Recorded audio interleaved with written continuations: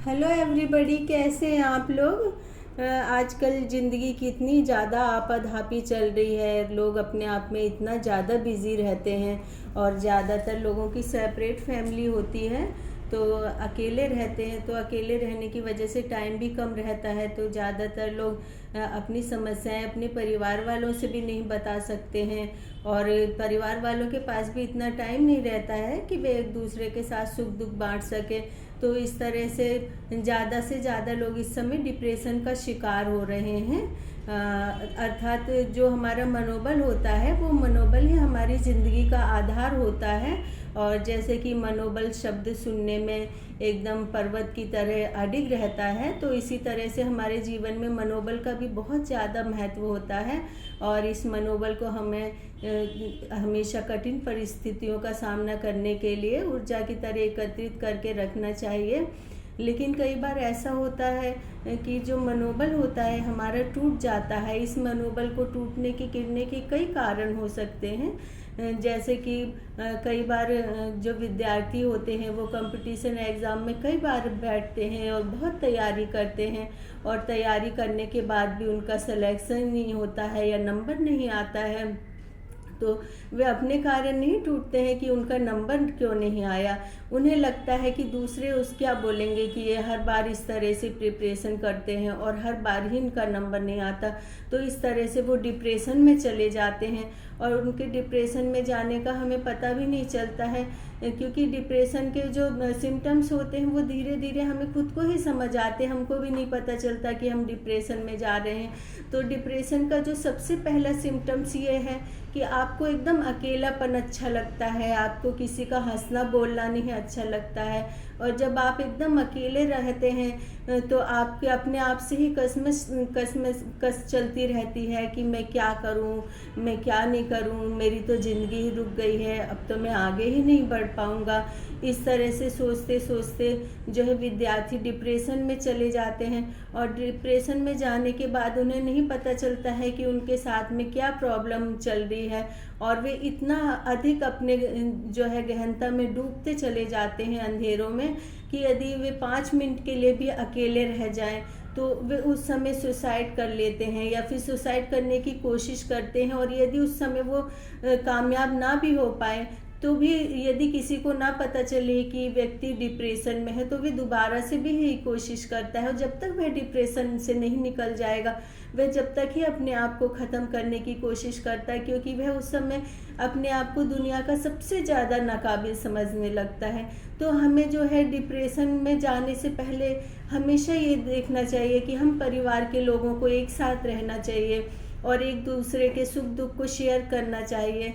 और यदि हमारे घर में बच्चे हैं, कुछ कंपटीशन एग्ज़ाम की तैयारी कर रहे हैं, या फिर कोई बच्चे हैं स्कूल में पढ़ रहे हैं, तो हमें उनसे पूछना चाहिए कि आप किस तरह से पढ़ाई कर रहे हो, और आपको यदि ये सब्जेक्ट अच्छा नहीं लगता है तो आप इस सब्जेक्ट को चेंज कर लें। और यदि आपको ये एग्ज़ाम में बैठना नहीं अच्छा लगता है तो आप अपनी लाइफ के लिए कुछ अलग से चॉइस करें। तो हमें कभी भी बच्चों के ऊपर कभी भी कोई बोझ नहीं लादना चाहिए, और ना ही हमको अपनी ज़िंदगी को भी ये सोचना चाहिए कि हमारी ज़िंदगी बोझ है, क्योंकि ज़िंदगी इतनी आसान तो नहीं है, क्योंकि ज़िंदगी बहुत कठिन होती है।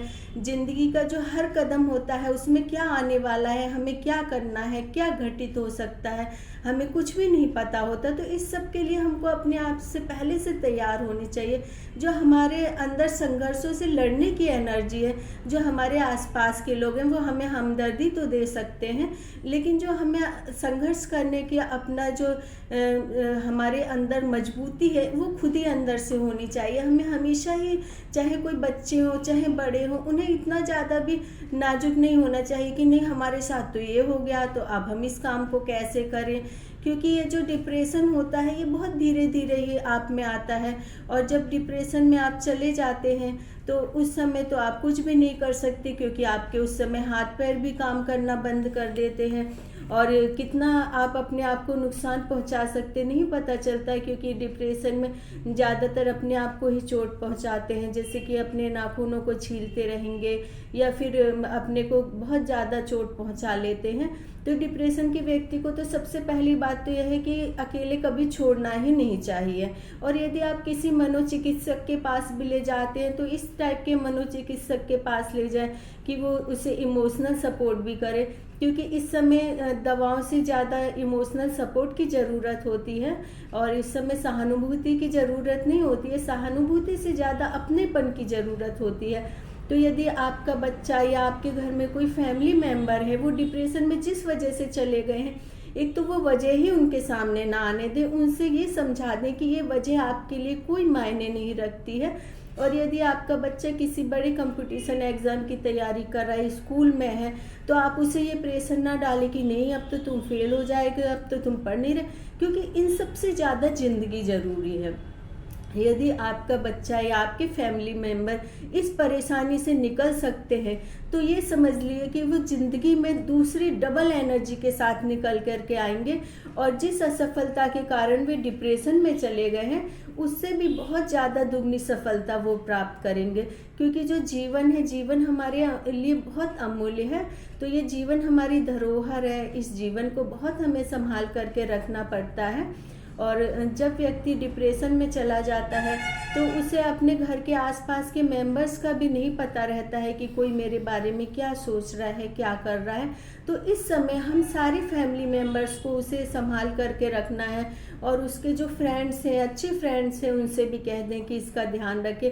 और एक बात यह है कि जो व्यक्ति डिप्रेशन में चला जाता है तो उसे भूख का नहीं ध्यान रहता है, नहाने का ध्यान नहीं रहता, साफ सफाई का कुछ भी ध्यान नहीं रहता। तो हम लोग इतने बिजी रहते हैं कि हमें उसका ध्यान नहीं रहता कि ये कब नहाए, कब खाना खा रहे, कुछ नहीं मालूम रहता। तो उस समय हमें अपने सारे कामों से टाइम निकाल करके उसे साफ सफाई का पूरा ध्यान रखना चाहिए, उसके भोजन का पूरा ध्यान रखना चाहिए, उसके फल फ्रूट का ध्यान रखना चाहिए और उसे एक्सरसाइज वगैरह के लिए बोलना चाहिए। बोलने से काम नहीं चलेगा, आपको उस समय हर वक्त उसके पास में ही रहना चाहिए। क्योंकि ऐसा हो सकता है कि यदि हम किसी अपने मेंबर की दुख में सहायता कर रहे हैं, यदि उससे किसी बीमारी से निकाल रहे हैं, तो हमें भगवान ने इसलिए भेजा, हमें इतना मजबूत भगवान ने इसलिए बना करके भेजा कि हम किसी अपने फैमिली मेंबर को बीमारी से निकाल सकें। और जब आपके घर में कुछ भी ऐसा कष्ट होता है या फिर नेगेटिव एनर्जी होती तो अपने आप से पता चल जाता है। क्योंकि जब किसी के घर में नेगेटिव एनर्जी आने वाली होती, कुछ परेशानी होती है, तो आप देखेंगे कि आपको कुछ भी नहीं अच्छा लगेगा, बस एकदम उदासी सी रहती है। तो इस तरह से आप अपने घर में महामृत्युंजय मंत्र का पाठ करें। और अब तो मोबाइल पर ही आता रहता है, तो सुबह के समय 10-15 मिनट लगा लें। उसके बाद आप गायत्री मंत्र सुने और उसके बाद आप ओम नमः शिवाय सुने। क्योंकि ये जो मंत्र होते हैं, इन मंत्रों से इतनी पॉजिटिव एनर्जी आती है कि इस तरह के मंत्रों से हमारे घर की एक तो नेगेटिव एनर्जी भी चली जाती है और जो हमारे यहाँ पर सुख, समृद्धि, धन सभी कुछ आने लगता है। तो इस तरह से कई बार ऐसा होता है कि जिस तरह से आजकल शादियाँ होती हैं तो शादी में या तो डाइवोर्स हो जाता है या बच्चे अलग अलग रहने लग जाते हैं और या फिर ब्रेकअप हो जाता है। तो इस तरह से तो जब दो जिंदगियां अलग होती हैं तो दोनों पर ही बहुत ज़्यादा असर पड़ता है। और कोई स्ट्रोंग होता है तो वो इस बात को बर्दाश्त कर लेता है और जो कोई बार बार यही सोचता है कि अब मेरा क्या होगा, तो इस तरह से वो डिप्रेशन में चला जाता है। और उसकी जो डिप्रेशन में जाने के बाद उसे नहीं मालूम चलता है और वह अपनी ज़िंदगी में और ज़्यादा उदासी की गहराइयों में चला जाता है। तो इस तरह से यदि आपका किसी से ब्रेकअप हुआ हो या फिर शादी टूटी हो तो इस समय भी आपको जो मेंबर है उसका पूरा सपोर्ट करना चाहिए। क्योंकि यदि हम सोचते हैं कि अरे लड़की है, लड़का है, इनका ऐसा काम हो गया तो हमें इन्हें डांटना चाहिए, हमें मानना चाहिए, ये सब बातें आज पहले तो चल जाती थी लेकिन अब नहीं चलती हैं। क्योंकि आजकल के बच्चे बहुत ज़्यादा समझदार होते हैं और यदि उनकी किसी से फ्रेंडशिप होती है, दोस्ती होती है, तो वो बहुत अंडरस्टैंडिंग में होते हैं। कई बार ऐसा होता है कि ब्रेकअप भी हो जाता है या फिर शादियाँ भी टूट जाती हैं।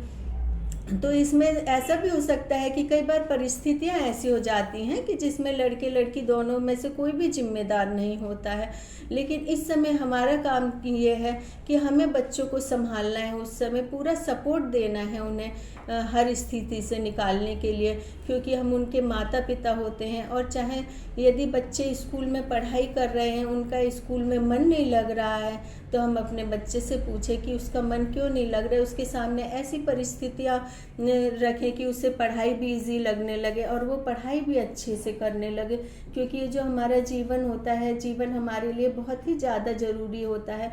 तो हम सारी परेशानियों से जीत कर ही अपने जीवन को आगे बढ़ा सकते हैं और खुश होकर के जी सकते हैं। तो मैं दोबारा से आप लोगों से सबसे रिक्वेस्ट करती हूँ कि आपको यदि ऐसा लग रहा है कि आपका कोई फैमिली मेम्बर और यदि फिर आपके कोई फ्रेंड्स वगैरह हैं, तो या वो परेशान है, किसी से ज़्यादा बोलते नहीं, घुलते मिलते नहीं, तो आप उन्हें बैठ कर के समझाएं, उनसे बातचीत करें, उनकी परेशानियां समझें, क्योंकि हम लोग समाज में रहते तो समाज में मिल कर के एकता से ही रह कर के हम आगे बढ़ सकते हैं। और आजकल क्या देखा है कि जैसे जैसे ये जो ब्यूटी कंपटीशन है बढ़ते चले जा रहे हैं, तो इससे भी जो बच्चे हैं आजकल बहुत ज़्यादा हताश निराश हो जाते हैं।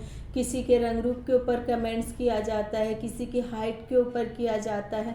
आज भी मैंने सुबह देखा कि मैं इंस्टाग्राम पर देख रही थी, तो एक लड़की है, वो वीडियो बनाती है अपनी फैमिली के साथ में, और उसकी बच्ची है, छोटी सी 2 महीने की बच्ची है। तो वो अपनी बेटी को गोद में लेकर के बैठी हुई है, बोल रही है कि लोग कमेंट्स करके मेरी बेटी को बोल रहे हैं कि ये काली है। तो मुझे सोच के इतनी शर्म आई कि इस तरह के लोग कमेंट्स करते, वो 2 महीने की बच्ची है और उसके रंग रूप का हम क्या उसके मम्मी पापा को भी नहीं पता, क्योंकि मेरा बेटा भी बचपन में एकदम ब्लैक था और आज मेरा बेटा सबसे फेयर है। लेकिन मैं कलर को मायने नहीं मानती, मैं उन लोगों की सोच को मानती हूँ कि सिर्फ एक 2 महीने की बच्ची के लिए लोग एक जज इतना बड़ा जजमेंट दे सकते हैं, क्योंकि वो बच्ची का फ्यूचर जो मैंने देखा है, पहली बात तो उसकी फैमिली ने उसका नाम जो करने का रखा है, उससे उसका जो फ्यूचर है वो सारा कुछ ही डिपेंड हो गया है।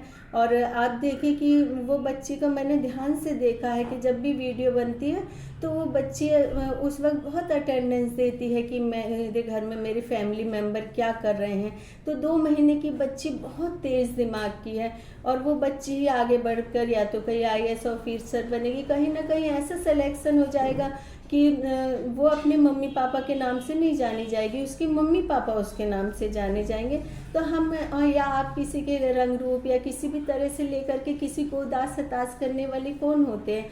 यदि हम किसी को खुश ना रख सकें, किसी के लिए प्रेरणा ना बन सकें, तो किसी को दुख देने का भी हमें अधिकार नहीं रहता है। तो इसलिए मैं आज फिर से आपसे यही रिक्वेस्ट करती हूँ कि आप किसी के रंग रूप या फिर किसी भी तरह से किसी को जज करने का डिसीजन ना लें।